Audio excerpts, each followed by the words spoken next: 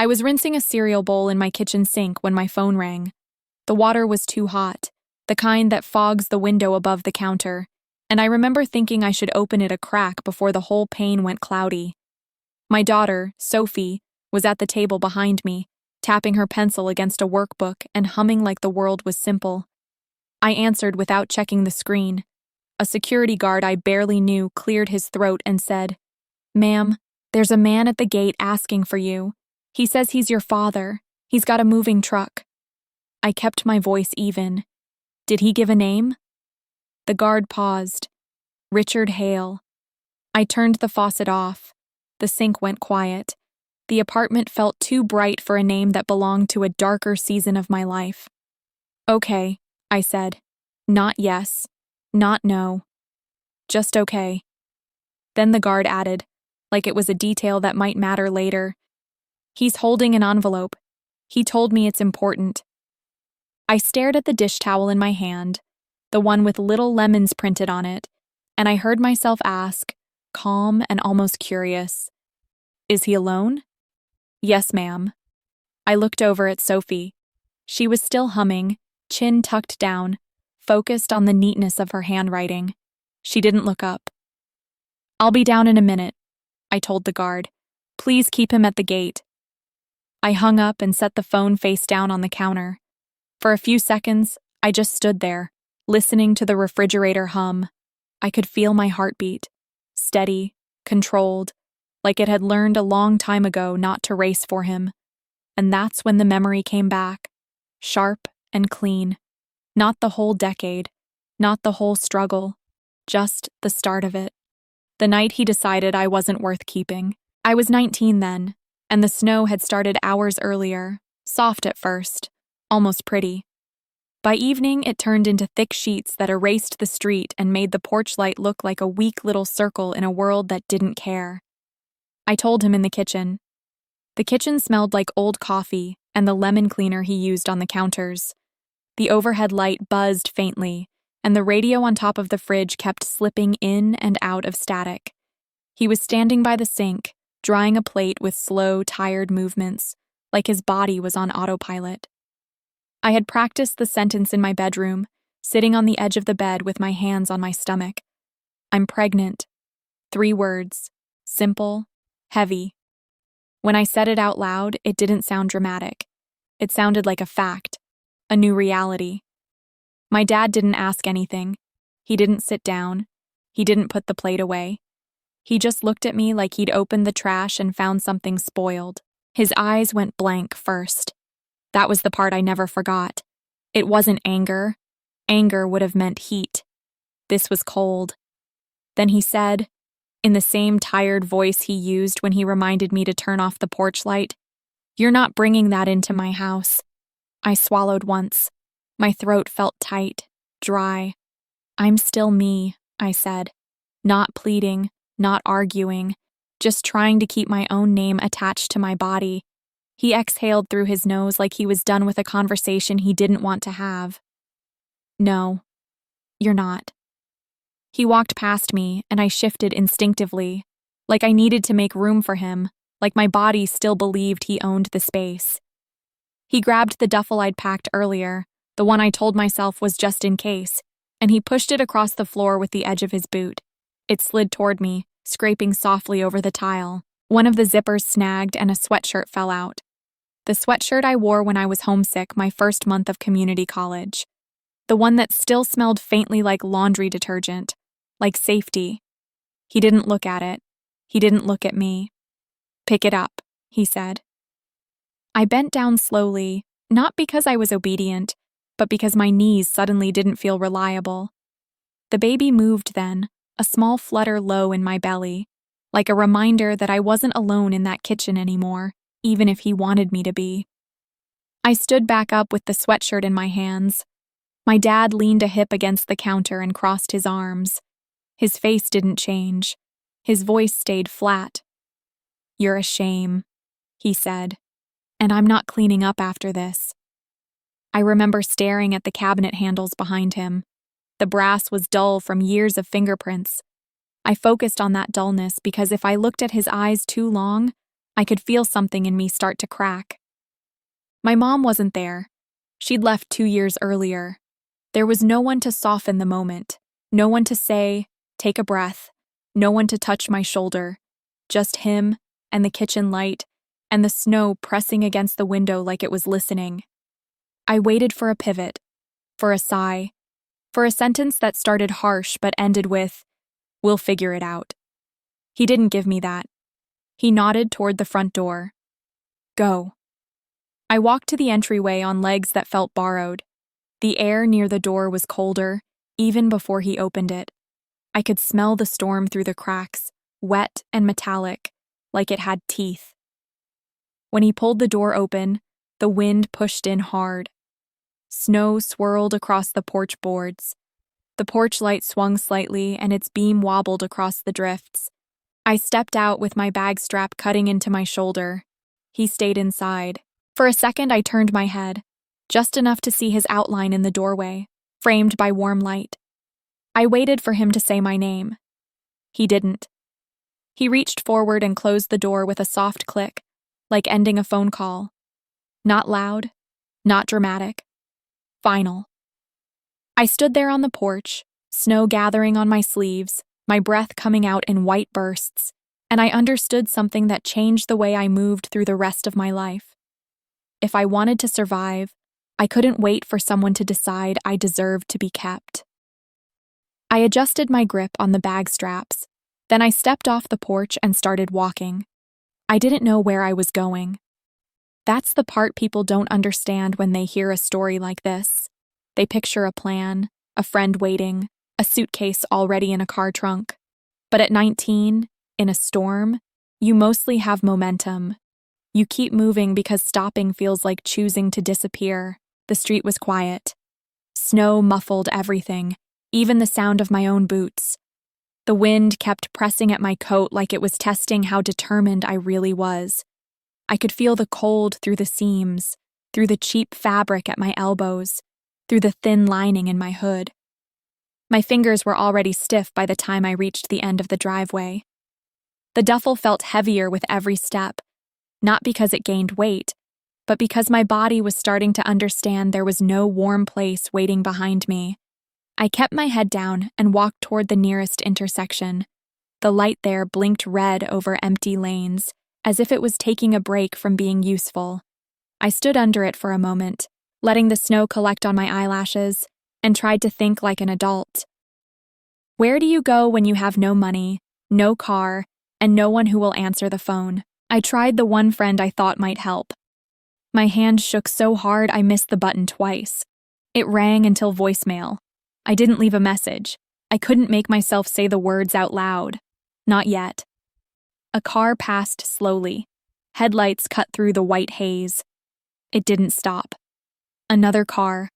Another set of lights. Another person who kept going. My stomach tightened, and I told myself not to panic. Panic wastes heat.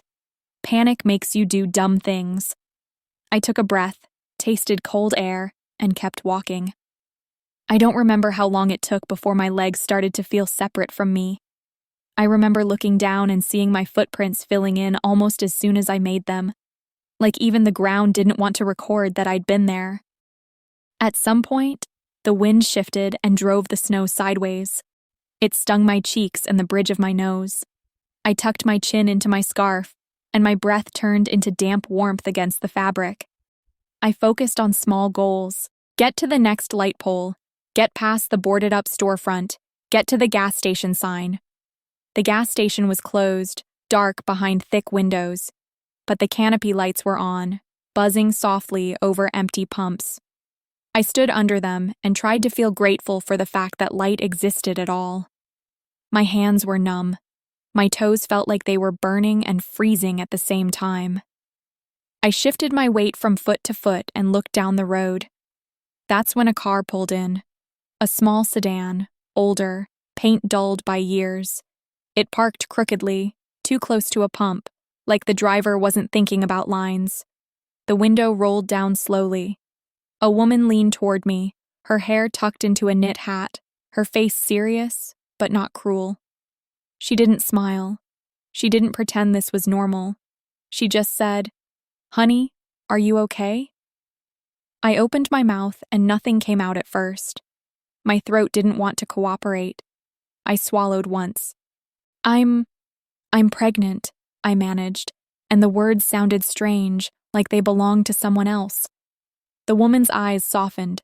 She got out of the car, walked around to the passenger side, and opened the door.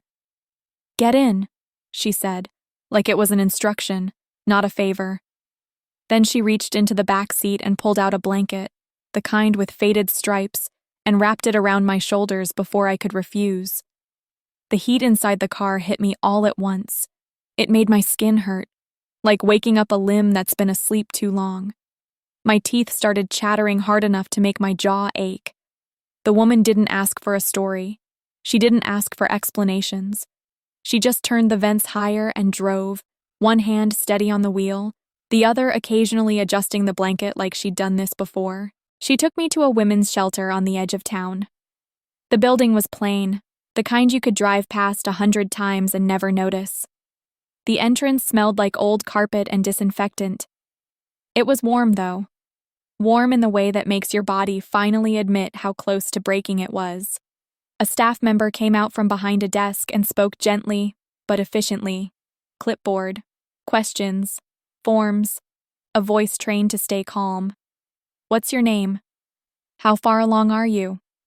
Do you have anywhere else safe to go?" I answered some. I didn't answer others. My brain felt slow, like it was moving through thick syrup. They gave me soup in a paper bowl.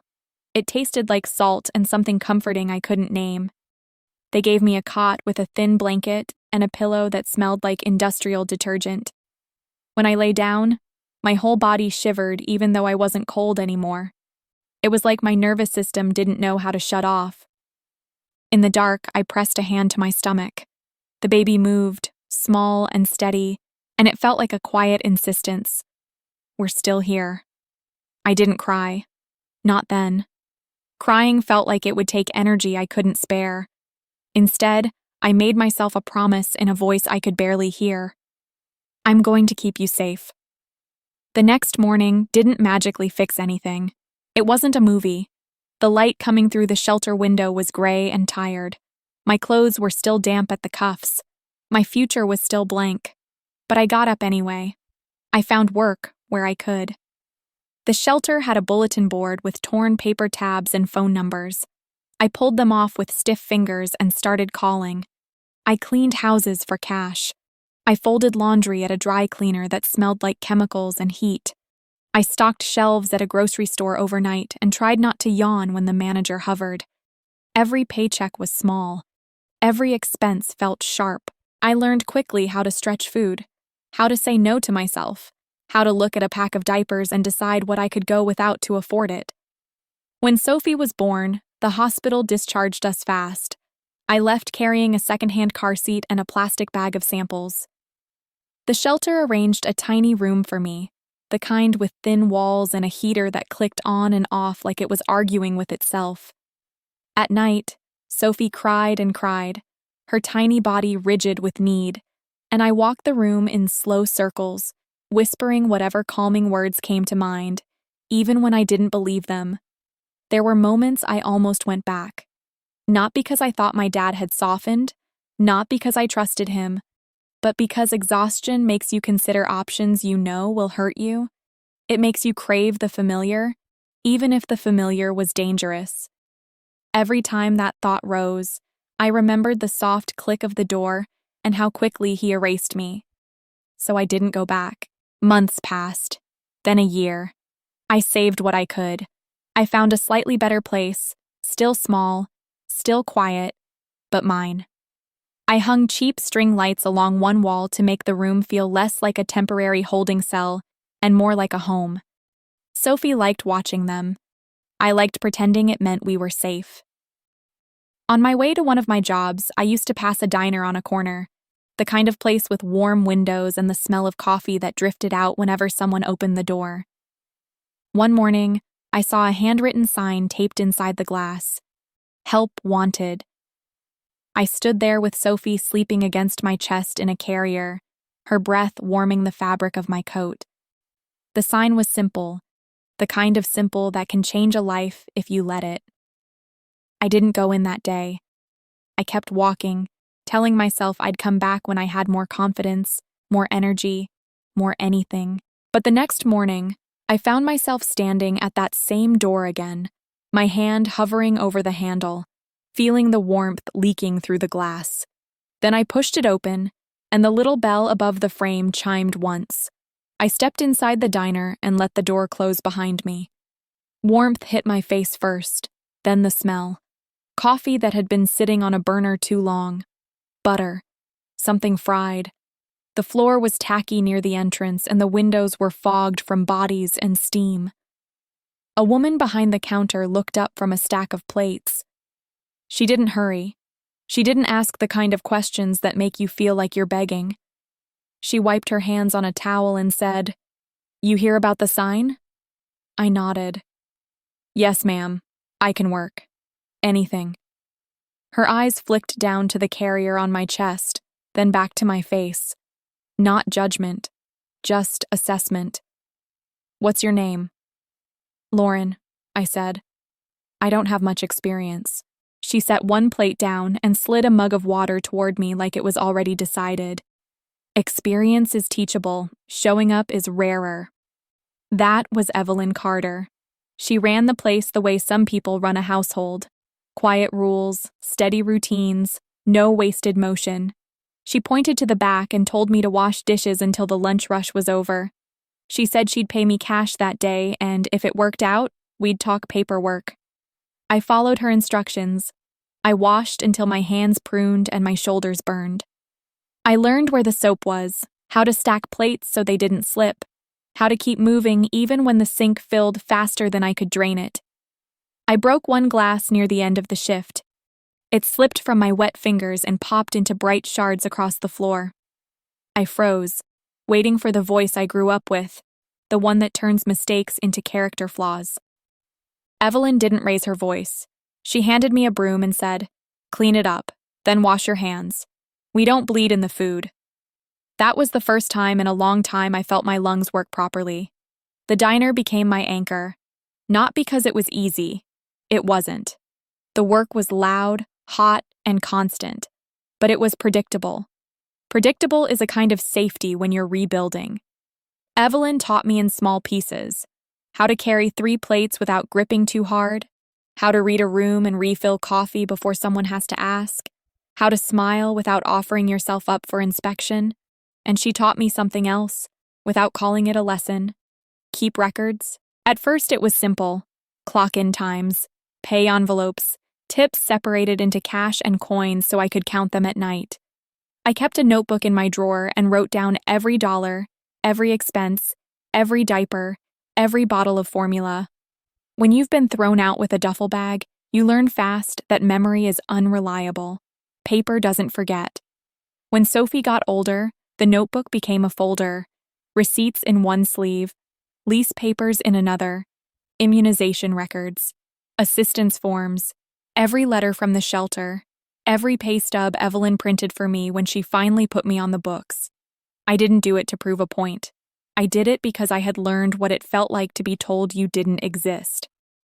Documentation is the opposite of that. It proves you were here. It proves you handled your own life. 2 years into the diner, Evelyn started letting me close up at night. She handed me a ring of keys on a simple metal clip.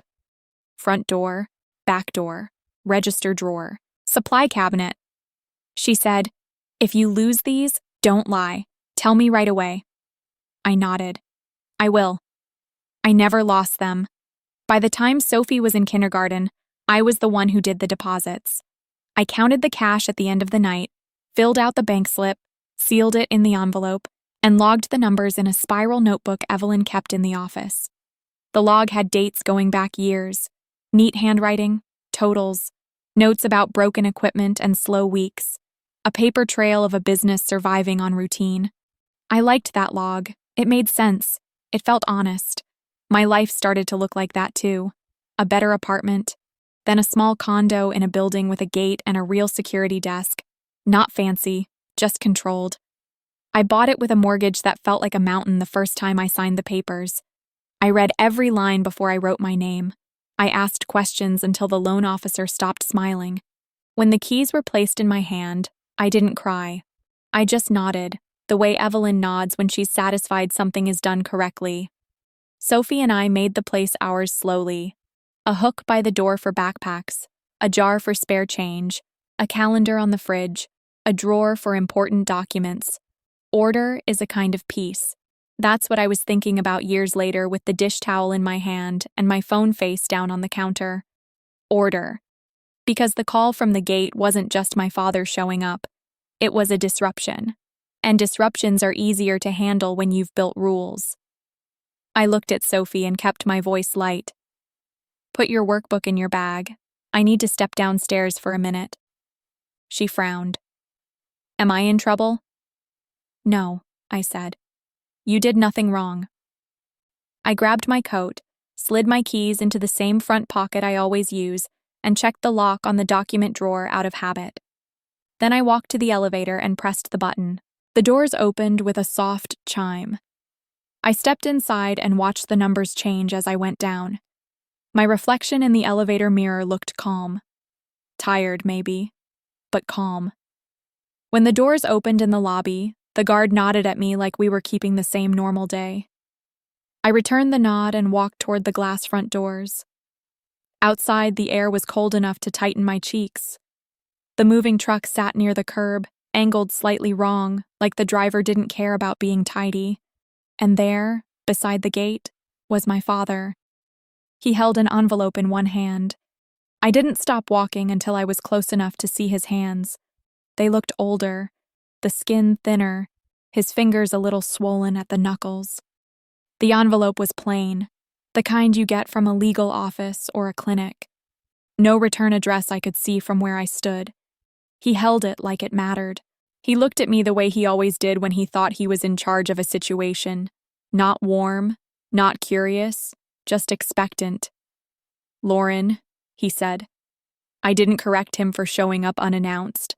I didn't ask how he found my address. I didn't give him the satisfaction of seeing me brace. I kept my voice steady. What do you need? He glanced past me toward the building, like my home was a resource he'd already started calculating. I need to talk to you. The guard stood a few feet away, professional, pretending not to listen. I was grateful for that small presence. It kept the moment from sliding into something private and messy. My dad cleared his throat. I've had some health issues. Things got complicated. He didn't say sorry. He didn't say I shouldn't be here. He didn't say he'd been wrong. He started where he wanted to start, with himself. I nodded once, not agreement, just acknowledgement. He lifted the envelope slightly. I brought paperwork. What kind of paperwork? His eyes tightened. Medical, some other things. That vagueness was familiar. When he didn't want to be pinned down, he widened the story until it couldn't be grabbed. I looked at the moving truck again. The back door was shut, but a corner of a mattress was visible through a gap in the roll-up. He wasn't visiting. He was arriving. I didn't invite him inside. I didn't offer the lobby. I kept it simple. There's a diner 2 blocks over, I said. We can talk there. Public place, 15 minutes. He hesitated, just long enough for me to see he wanted the conversation on his terms. Then he nodded like he was granting me permission. Fine. I walked him out of the gate area and toward the sidewalk. I didn't let him walk behind me. I didn't let him walk too close. I chose a pace that felt controlled. He followed, the envelope tucked under his arm now, the moving truck staying behind like an unanswered question. The diner was quiet between breakfast and lunch. The windows were warm, the smell of coffee steady. Evelyn looked up when we came in, her eyes going from me to him without changing her expression. I gave her a small nod that meant, I'm okay. I just need a booth.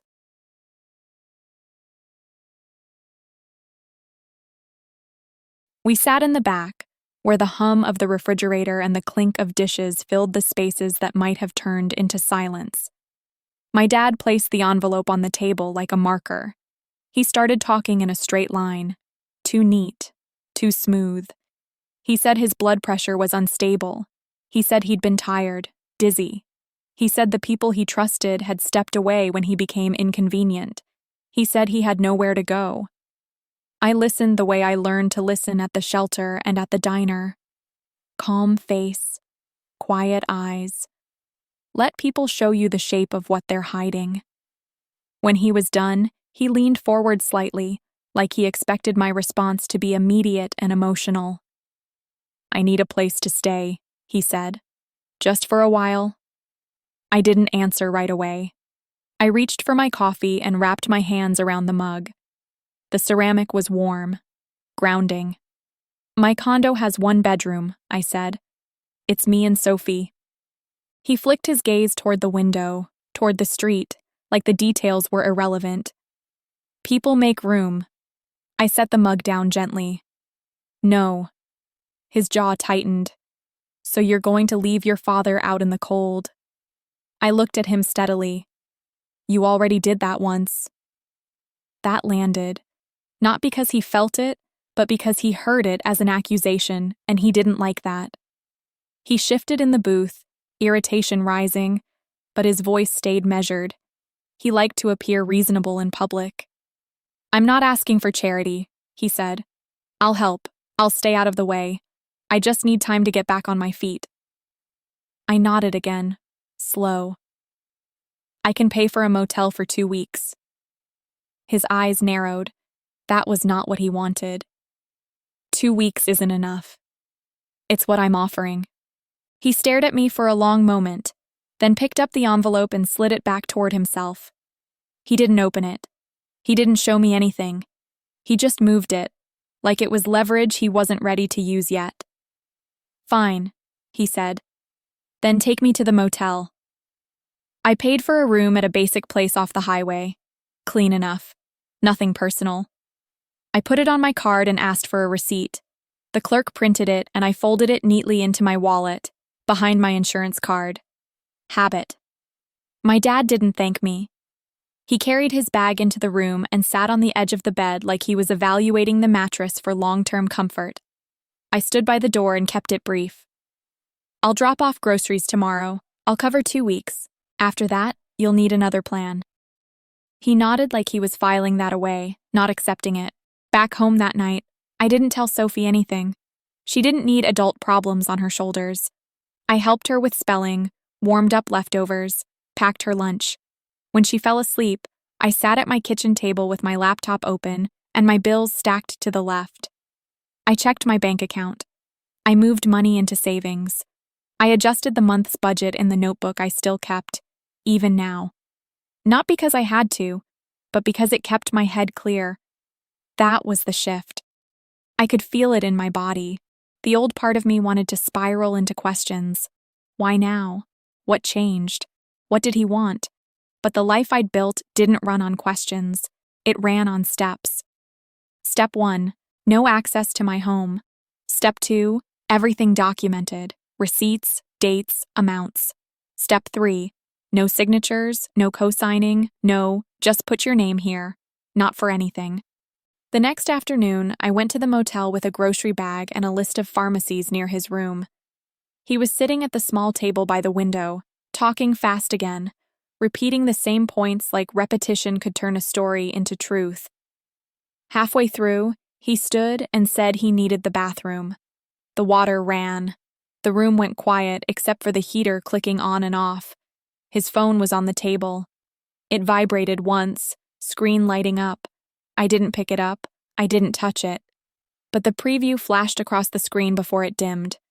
A woman's name. Denise. I knew that name. His second wife. And the message wasn't tender. It wasn't distant either. It read like a push, like a reminder, like someone checking progress. My stomach didn't drop. It tightened. When he came back out, he took the phone quickly, eyes flicking to my face like he was checking for damage. I kept my expression neutral. "Do you have a doctor lined up?" He blinked, thrown off by the change in subject. "Not yet."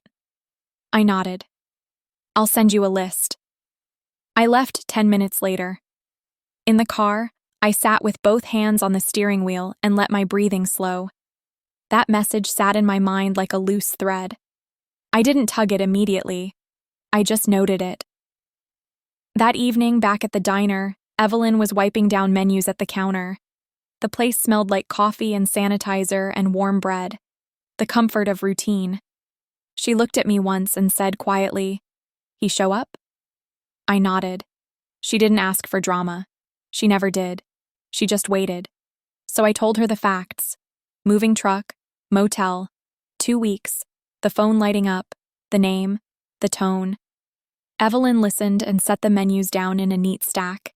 Then she said something that made the room feel a little colder, even with the heat running. "I know someone who can look without touching," she said.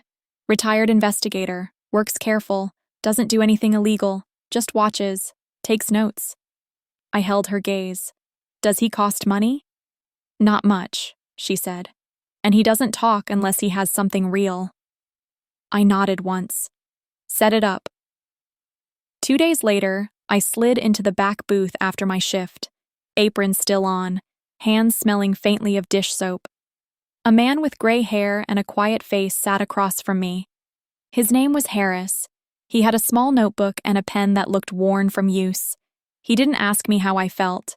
He asked where the motel was, what the room number was, what kind of truck my dad drove. If I had a photo, I gave him what I had, facts, dates, the receipt folded in my wallet, the name that flashed on the phone. Harris wrote it down, calm as if he was taking an order. Then he closed the notebook and said, "Go back to your routines. Don't change anything. I'll call you when I see a pattern." I nodded. Okay. I left the diner, drove home, locked my door, checked Sophie's room, and stood for a moment in the quiet. Then I waited. The waiting part was harder than I expected. Not because I was scared, but because my dad kept testing the edges of what I said. He'd call the next morning instead of next week. He'd ask if Sophie was home. He'd mention how much easier it would be if we just handled this like family. I kept my answers short. "I'll drop groceries at the desk. I'm not available today. No, you can't come by." Every time I said no, I could hear how unfamiliar it was to him. On the 3rd day, I got a message from the motel desk that my dad had asked to extend the room another week and have my daughter confirm. The clerk didn't do it, but the wording told me everything. He wasn't just trying to stay somewhere. He was trying to make my name part of the arrangement. That night, after Sophie went to bed, I pulled my folder drawer open and laid out a few things on the table. My mortgage paperwork, my ID, the motel receipt, and the notebook where I tracked monthly bills. Then I made myself go into steps mode, the way I do when something feels unstable. Step 1. Lock down my identity. I logged into the credit bureau sites and froze my credit. It took 10 minutes. I saved the confirmation numbers and wrote them in my notebook, then photographed the screen and emailed the image to myself. Step 2. Protect my home. I emailed the building manager from the address on my lease and wrote one clear paragraph. No one is authorized to request keys, codes, access, or paperwork on my behalf. Not family, not anyone. I asked for a note to be added to my account. Then I saved the sent email as a PDF. Step 3. Put boundaries in writing. I drafted a short letter stating I would not co-sign, guarantee, or sign any housing or financial document connected to my father. No exceptions. I didn't write it like an argument. I wrote it like a policy. When I finished, I printed 2 copies, one for him, one for me. I slid my copy into a plastic sleeve, dated it, and set it in the folder drawer.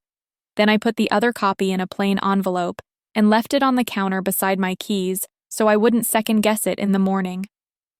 The next day at the diner, Evelyn didn't ask questions. She just refilled my coffee without making it a big moment. The quiet support mattered more than any speech. Around noon, my phone buzzed. It was Harris. His text was short. "I've seen movement. Can you meet me after your shift?" I replied, "Yes." That was all. I did my work like normal. I took orders.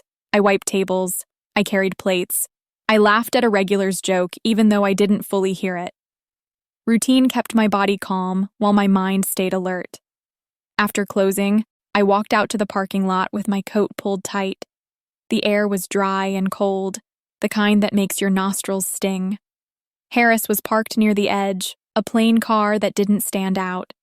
I got in the passenger seat without a greeting. We didn't need one. He opened a folder and laid a photo on his lap, angled toward me. It was the motel parking lot. Then another. A car pulling in, stopping near my dad's door. Then another. A woman stepping out of the car. Hat. Coat. Familiar posture. Denise. My dad's wife. My face stayed still, but I felt something go quiet inside me. Not surprise. Confirmation. Harris set down another photo. Denise at the motel door. Knocking. Waiting. Then my dad opening the door and stepping back like he was expecting her. She went in. The door closed. Harris didn't rush. He didn't add commentary. He just let the sequence speak. The next photo showed a young man near the same door, carrying a folder tucked under his arm. He looked around once, then stepped inside. I didn't know him personally, but I knew exactly who he was supposed to be. The stepson. The one my dad described as a problem he'd been trapped by. The one he claimed had drained him and then left him. This didn't look like abandonment. It looked like coordination. Harris showed me one more photo. Denise and the young man in the parking lot together, talking close. Not tense, not distant, focused, like people solving something. I stared at the folder in the young man's hand. Paper. That was always where the truth lived. Harris finally spoke. They visited more than once. They don't look estranged. This isn't a man alone. I nodded slowly, eyes still on the photos. How long did they stay? 10 minutes one time, 20 the next, he said. No yelling, no drama, just in and out. I sat back and let the air out of my lungs through my nose. My dad had stood at my gate with a moving truck and an envelope and a story about being left behind. But he wasn't left behind. He was meeting with them, repeatedly, quietly, with paperwork. I looked at Harris. Can you tell what the folder is? He shook his head. Not from a photo, but I can check public filings, and I can keep watching. That part is up to you. I thought of Sophie at my kitchen table, humming over her workbook. I thought of the building manager's email thread. I thought of the motel clerk asking for my confirmation. I didn't need to guess the end to know the direction. I reached into my bag and pulled out the envelope with the letter I'd printed. I handed it to Harris without opening it. I'm delivering this, I said. Tomorrow. Harris glanced at the envelope, then back at me. Good, make it clear. No signatures, no liability. I nodded. And I'm not telling my dad I hired you. That's smart, he said. Let him keep talking. People show you their plan when they think you're listening the old way. I looked down at the photos one more time, then handed them back. The car was quiet for a moment. The heater clicked softly. My hands rested on my knees, steady. Then I said, keep watching, but don't do anything risky. Harris closed the folder. I don't do risky. I opened the car door, stepped out into the cold, and stood for a second with the air sharpening my face. On the drive home, the envelope sat on the passenger seat like a small weight. Not heavy, just real. When I parked, I didn't go inside right away. I stayed in the car with both hands on the steering wheel and watched the building lights glow behind the gate. Then I picked up the envelope, took a slow breath, and decided exactly how tomorrow would go. The next morning, I drove to the motel with the envelope on the passenger seat and my hands steady on the wheel. The sky was a flat winter gray, and the air had that dry bite that makes everything feel sharper than it is. I parked in the same spot as before and sat for a moment, not to build courage, but to stay organized. In my head, I ran the steps again. No home access, no signatures, everything in writing. I walked into the lobby and nodded at the clerk. She recognized me right away.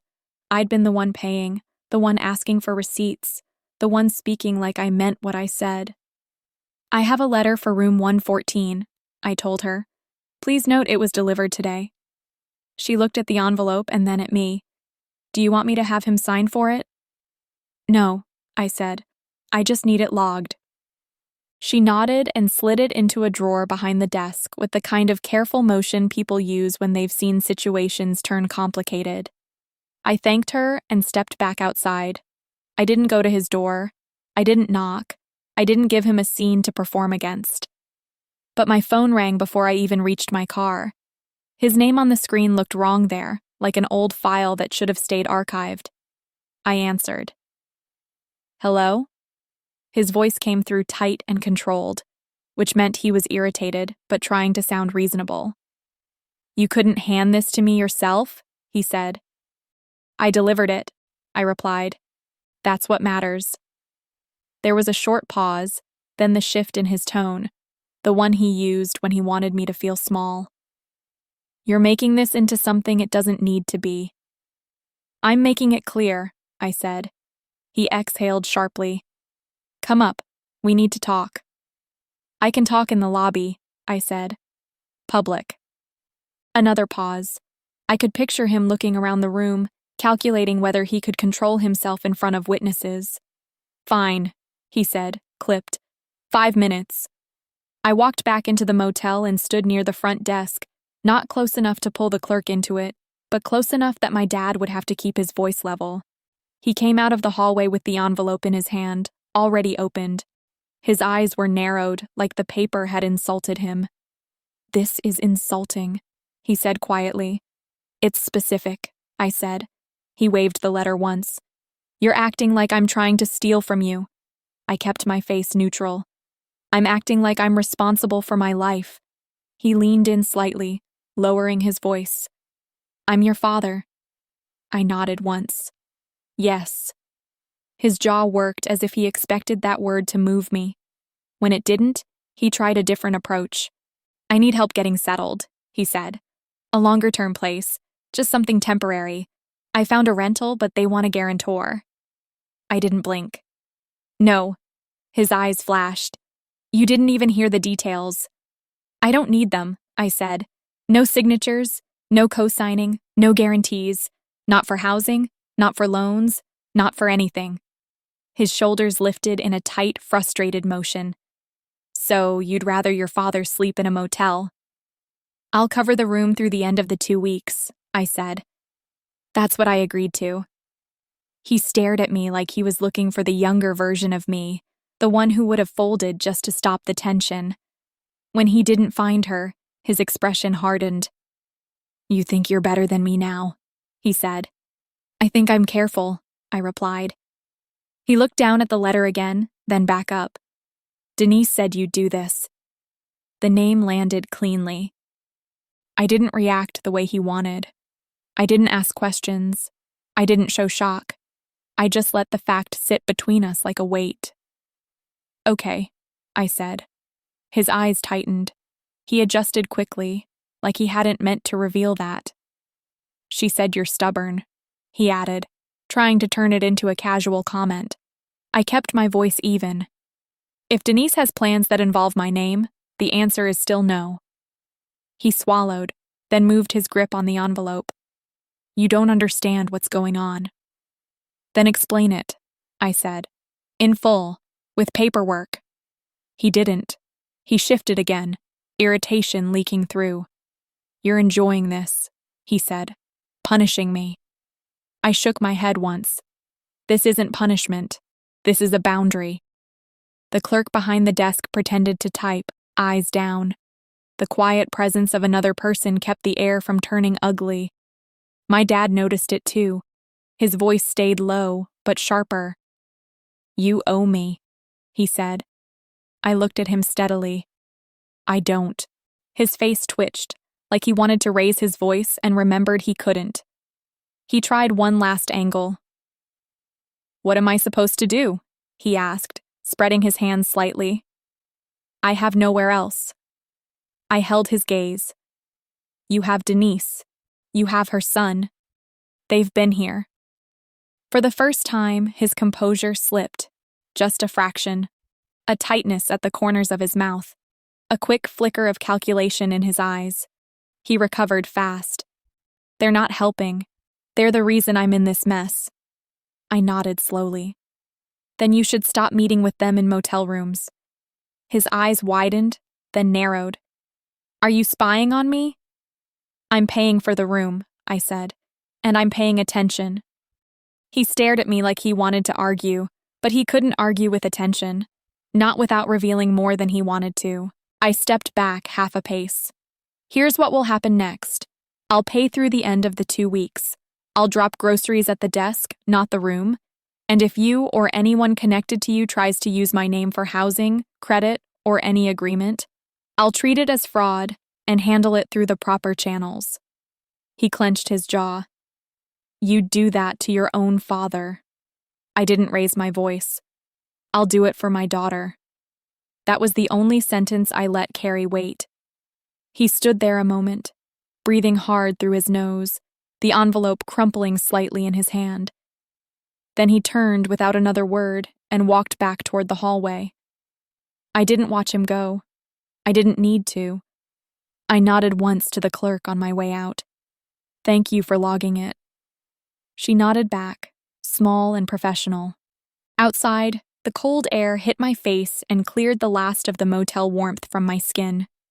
I got in my car and drove home slowly, not because I was shaken, but because I was thinking in lists. When I walked into my condo, Sophie was on the floor with her crayons, drawing a house with a bright yellow door. Did you fix it? She asked, meaning whatever adult thing I had left to handle. I hung my coat on the hook and kept my voice light. I handled it.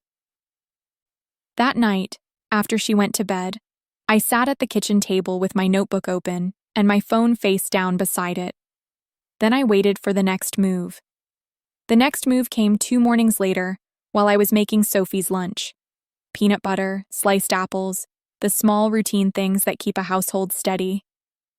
I was wiping the counter when my phone lit up with a number I recognized from the building office. I answered and kept my voice normal. Hi. My building manager, Mr. Ortega, sounded careful, not alarmed but cautious in the way people get when they're trying not to offend you. Lauren, I wanted to confirm something directly with you, he said. We got a call yesterday. Someone said they were your father. They asked if you could sign as a guarantor for temporary housing. They also asked whether you'd be willing to provide a copy of your ID to speed up approval. I set the knife down on the cutting board. No, I said. Simple. Immediate. He paused like he was relieved I didn't hesitate. Okay, I didn't give them anything. I told them we needed written authorization from you, which we don't have. Thank you, I said. Please flag my file if you can. It's already flagged, he said. I just wanted to hear it from you. After I hung up, I stood for a moment with my hand resting on the counter, looking at the neat lunchbox waiting to be closed. My first instinct wasn't panic. It was process. I opened my notebook and wrote, date, time, caller, building office, request, guarantor, ID. Then I took a photo of the lunchbox, not because it mattered, but because it grounded me. My life was still here, still normal, still mine. When I dropped Sophie at school, I smiled at her teacher, walked back to my car, and sat with the engine off for 30 seconds. Then I called Harris. He answered on the second ring. Yeah. They tried to get my building to confirm me as a guarantor, I said. They asked for my ID. Harris didn't sound surprised. That tracks. What do you have? A pause, the small kind that means he's choosing the cleanest way to tell you something. I pulled public records and recent filings, he said. There's a rental application tied to your father's name that lists you as an emergency contact and financial backer. It's not final, but it's active. Also, there was a credit inquiry attempt under your name last week. It didn't complete, likely because of your freeze.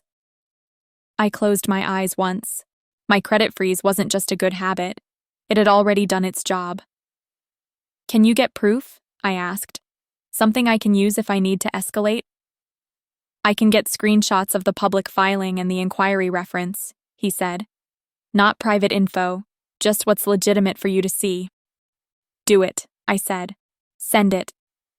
Then I added, because it mattered, nothing illegal, no trespassing, no tricks. I don't work that way, he said. I hung up and drove to the diner. Evelyn was already there, wiping the counter in the slow, steady rhythm she always used when she was thinking. I didn't tell her a long story. I gave her the facts. They tried to use me as a guarantor, I said, and they tried to get my ID. Evelyn nodded once, like she'd been expecting the next step. Okay, she said. So you document it. I already did. She slid a mug of coffee toward me. Then you tighten it. That was the whole conversation. It didn't need more. Around lunchtime, my phone buzzed with a credit monitoring alert. Not a full hit, but an attempted inquiry and a second one queued. It was the kind of message that makes your stomach tighten if you're the type of person who doesn't read contracts. I am the type of person who reads contracts. I forwarded the alert to myself, took a screenshot, and saved it in a folder labeled Dad, dated by the day. I didn't give it a dramatic name. I gave it a name that would make sense to an attorney or a bank fraud investigator. That night, after Sophie went to bed, I sat at my kitchen table and made a short list of calls for the morning. Credit bureaus, confirm freeze. Bank, add verbal password. Motel, confirm only I can extend payment. Building, confirm file flag. One by one, quiet, clean. In the morning, I called my bank and asked for their fraud department. I didn't say my father. I didn't say family. I said, someone is attempting to use my identity to support a housing application. The person on the phone asked for verification questions, then placed a note on my account and added a requirement. No changes without the verbal password. I chose a password no one would guess. Not a name, not a date. Something plain and specific. Then I called the motel. The front desk clerk recognized my voice immediately. Hi, I said. I need a note on the room. No one can extend the stay on my card except me. If anyone asks, the answer is no. She didn't argue. Done. Also, I said, if anyone asks for my information or tries to involve me in paperwork, I want that noted as well. I'll note it, she said. We've had situations before. That sentence didn't comfort me. It clarified the kind of place my dad had chosen. Temporary, loose boundaries, easy to push on. By the time I got to the diner for my shift, Harris had sent an email with attachments, screenshots, a timeline, an inquiry reference, a date and timestamp that lined up with when my dad arrived with the moving truck and started talking about needing time. The story wasn't scattered anymore. It was a sequence. I printed the email at the diner office, slid the pages into a folder, and wrote the date on the tab. Then I drove to a small shipping store and mailed a copy of my boundary letter to my dad's motel address with tracking. Not to be dramatic, to create a record. And then I did one more thing, the thing that would have felt impossible when I was 19. I called a legal aid office and asked what the clean next step was if someone attempted to use my name for housing or credit. The person I spoke to didn't give me speeches. She gave me options: written notice, fraud report if needed, police report only if an actual account is opened. I chose the measured route. I stayed on the side of evidence. 2 days later, my dad called me 4 times in a row. I watched the phone ring on the counter while Sophie colored at the table. I didn't answer. I let it go to voicemail. The voicemail was short, sharp, controlled anger hidden under a polite tone. "You're making this harder than it has to be," he said. "Call me back." I didn't. That evening, Harris texted me one line. "He's packing." My chest stayed calm, but my mind sharpened.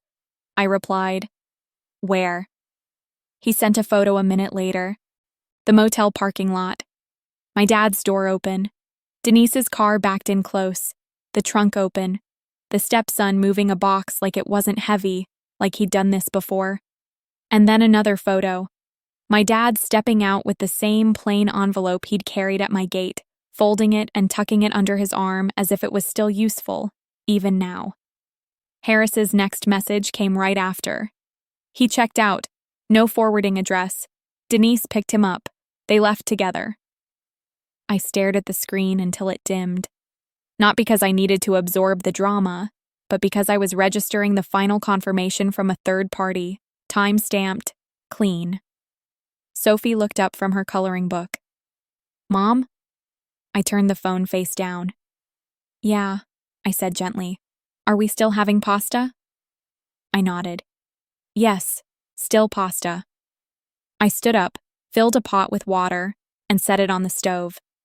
Then I waited for the water to boil, letting the quiet settle back into my kitchen like it belonged there. The pasta water started to boil, and the sound of it was almost comforting. It was ordinary, predictable, steam rising, a lid rattling softly when the bubbles got aggressive. Sophie sat at the table, legs swinging, telling me about a spelling quiz like that was the biggest problem in the world. I let it be that for her. After dinner, after a bath, after she fell asleep with her hair still a little damp at the ends, I went back to the kitchen table and opened the folder I'd started building without calling it anything dramatic. Just paper, dates, receipts, screenshots, notes, Harris's photos and timeline, the building manager's call, the attempted credit inquiry alert, my letter with tracking. I didn't stare at it to relive anything. I stared at it to confirm what I already knew. This wasn't about my father needing a bed. This was about my father and Denise trying to attach my name to their problem. The next morning, I took a half day off from the diner and went to the legal aid office in person. The waiting room smelled like old carpet and printer toner. A receptionist handed me a clipboard. I filled out my name, my address, and a brief description that stayed factual. Attempted use of my identity for housing and financial backing. Attempted credit inquiry blocked by freeze. Repeated contact with my building office requesting my ID. When they called my name, I met with a caseworker in a small room with fluorescent lighting and a desk covered in forms. She read my notes, scanned the screenshots, and asked me a few questions without making it emotional. "Did you sign anything?" "No." "Did you provide any copies of your ID?" "No." "Have any accounts been opened in your name?" "Not that I can see." She nodded and said, "Good. You caught it early." Then she told me the next step was to create a clean record outside of my own files. Something neutral. Something official. Not because I needed to start a war, but because I needed protection if they tried again. She helped me draft a formal notice. Short, plain, specific. I am not authorizing any person, including my father, Richard Hale, to use my name, address, identification, credit, or signature for any housing, loan, utility, or financial arrangement. Any attempt to do so is unauthorized. It included my request that any third party contact me directly in writing if they received documents naming me. No threats, no speeches, just a statement. The caseworker suggested two things that felt practical, not dramatic. File an identity theft report through the proper federal channel, so there was a reference number attached to my name, even if the attempt failed. File a local incident report only if an account was actually opened. I chose the measured route. I filed the identity theft report and saved the confirmation. Then I did what I do when something matters. I printed everything twice. One set went into my folder drawer at home. The other set went into a sealed envelope that I addressed to the motel manager, not the front desk, with tracking. Inside was the notice, the statement about no authorization, and a single request in one sentence. Do not accept any documents claiming to be signed by me, and do not provide my personal information to any caller. It wasn't about the motel doing something wrong. It was about removing opportunity. When I got back to the diner, Evelyn was in the back office counting a cash drawer. She didn't look up right away. She finished her count first, wrote the number in the log, and then set the pen down. "Done?" she asked. I made it official, I said. She nodded once. Good. That was how Evelyn supported people. Not with panic, not with comfort that evaporated later, with steady reinforcement of the right move. Over the next week, the noise tapered off. No more calls to my building manager, no more attempted credit inquiries, no more voicemails from my dad. Harris stayed quiet until he had something real. On Friday afternoon, he texted me a screenshot from a public filing search. It showed a housing application tied to my father's name marked withdrawn. Below it was a timestamp. Harris followed it with one line. They stopped pushing because the door stayed shut. I stared at the timestamp for a moment, then saved the image to the same folder on my phone. Then I wrote it down in the notebook, the way I always do. Date. Application withdrawn. Source. Public record screenshot from Harris. That was the resolution in its simplest form. Not a confrontation, not a showdown. Just a plan that failed because it couldn't find a signature. 2 days later, the motel manager called me directly. His voice was polite and detached. "Ms. Hale, I received your letter," he said. "I'm confirming we have a note on the account. No extensions or changes on your card without you present and verified. Your father checked out. The room is closed." "Thank you," I said. He paused like he had more to say, then added, "For what it's worth, you handled this the right way." I didn't respond emotionally. I just said, "I appreciate the confirmation." When I hung up, I didn't feel victory. I felt relief in a very specific place, low in my chest, like something had unclenched that I'd been holding for days. That night, I stood at my kitchen counter drying dishes, listening to Sophie hum in the living room while she colored. The same kind of hum I'd heard years earlier when I was rebuilding and trying to convince myself the world was still safe enough to live in. I realized my father didn't leave because he had a change of heart. He left because the system didn't let him take what he came for, and because I didn't help him. I put the last plate into the cabinet, wiped my hands on the towel, and walked over to the folder drawer. I opened it, checked that everything was in order, then closed it again.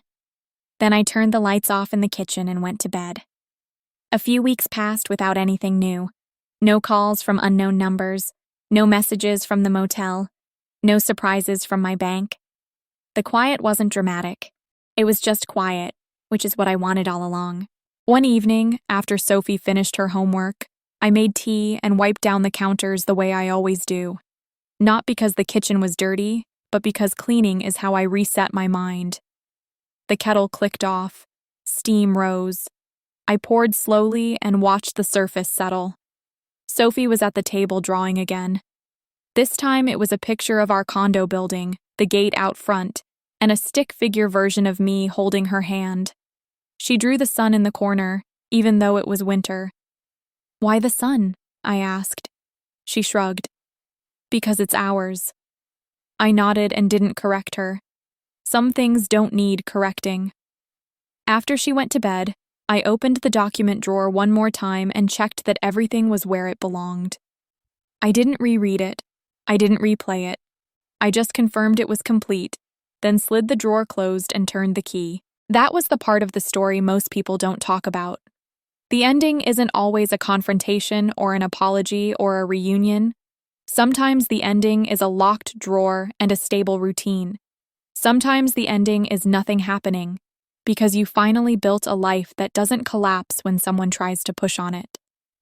At the diner, Evelyn didn't bring my dad up again. She didn't treat me like I'd survived something. She treated me like I was still myself, which was the most respectful thing anyone could do. On a quiet afternoon, she handed me a new stack of invoices and said, "I want you to learn this part next." I sat at the counter with a pen and worked through the numbers while coffee brewed behind me. It felt steady. It felt like a future that had nothing to do with being rescued or punished. It was just work and ownership and practice.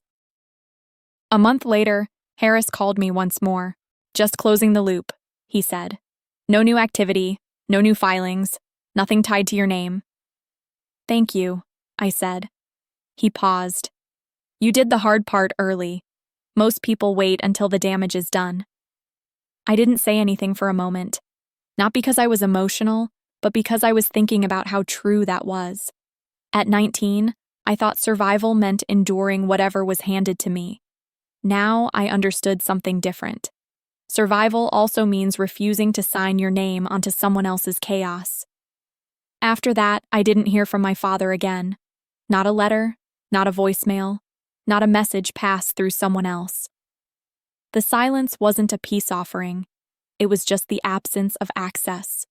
And that was enough. There's one more small detail I haven't mentioned, and it matters to me. A few weeks after everything settled, a younger woman started at the diner. Her name was Tessa.